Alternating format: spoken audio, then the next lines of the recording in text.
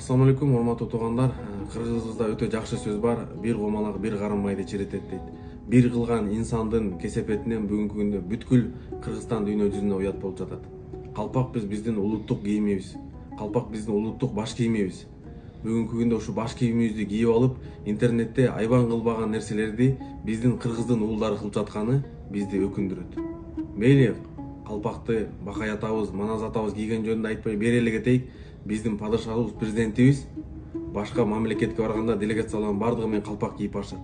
Биздин алымдарыбыз калпак кийишет. Биздин спортсмендерибиз дүйнөнү дүңгүрөткөндө калпак кийип чыгышып атат.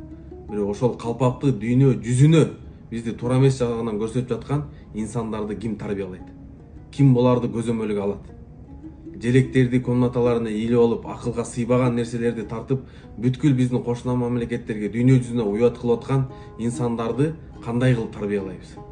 Ушуну биз өзүбүз көзөмөлгө албасак, мамлекет менен биргеликте көзөмөлгө албасак, булар өсүп келаткан жаштардын дагы психологиясын бузуп, ошолорду ушундай жаман жакка үндөп жаткандай сезилет.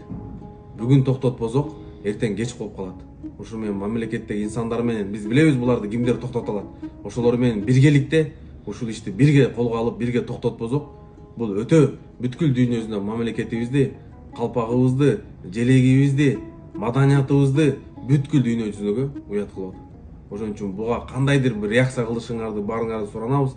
Мынакей бардык ушу Москвада да диаспоралагылар менен, Кыргызстанда аксакалдар менен баардыгыбыз биригип, ушуларды бир тартипке салбасак, эртең кеч болуп калат.